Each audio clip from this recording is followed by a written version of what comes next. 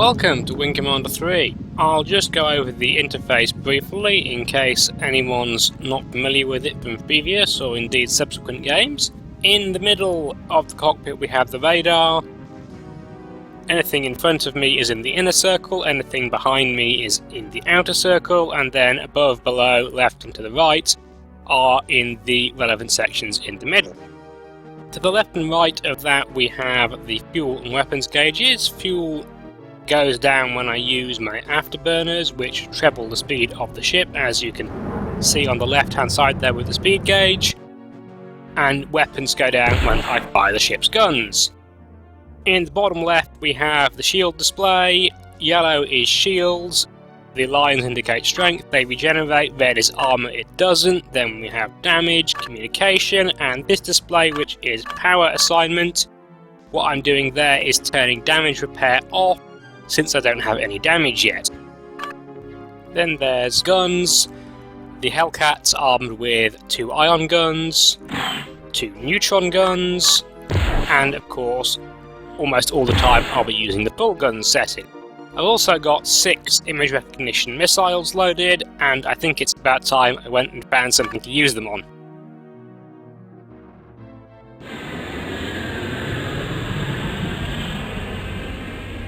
Enemy craft, Colonel. So, here's the first fight of Wing Commander 3.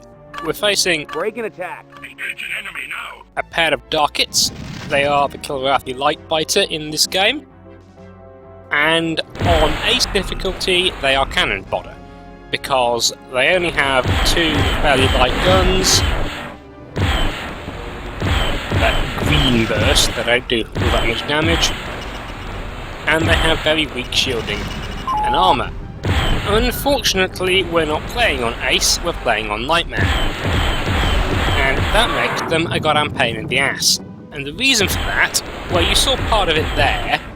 There's no such thing as a shield spear in Wing Commander 3. You either have to hit the body of the craft or you miss completely. And the Darkets' narrow profile makes them pretty hard to hit.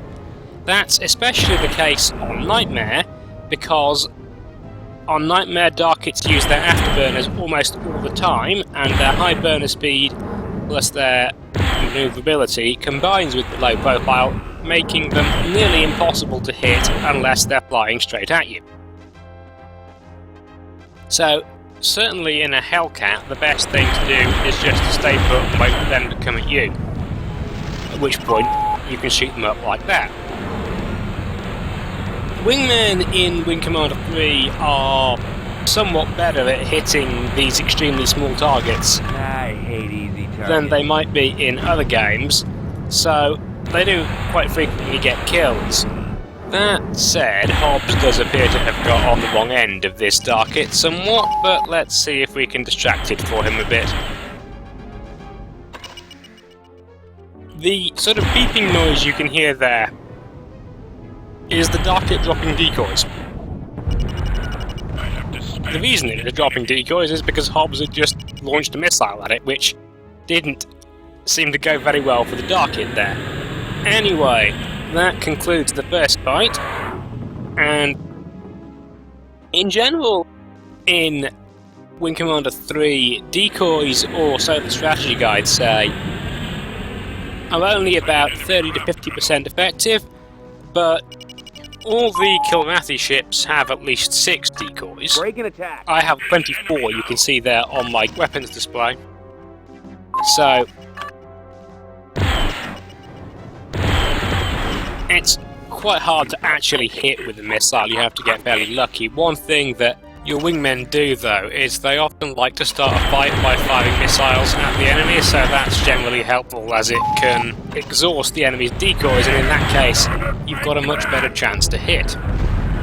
The other trick is to try and get close enough in that they won't have enough time to launch more than a couple before the missile hits. The problem with that is that, unlike in the Vision Engine games, missiles don't launch from underneath your fighter, they appear somewhere off to your left or right, which is less than entirely useful when it comes to trying to get a close-in shot. You also can't pull the sort of dumbfire stunts I was doing in Standoff for the same reason.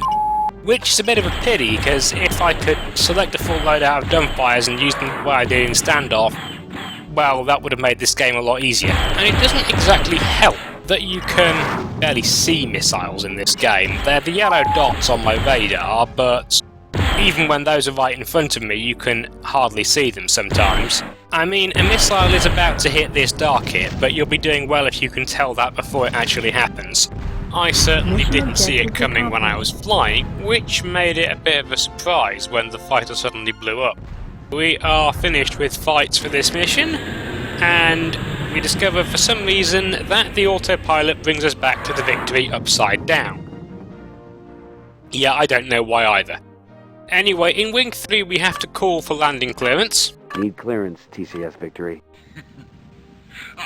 Excellent work, Colonel. I can see now that your reputation is well deserved. You cleared for landing, Colonel. Then we can land. This is an autopilot landing because you get the external view when doing it. You can do manual landings if you want. No debrief screen in Wing 3, but I got 3 kills and took more or less no damage.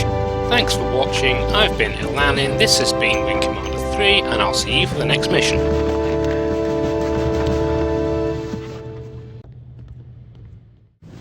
Pretty slick flying, sir. Thanks, Chief.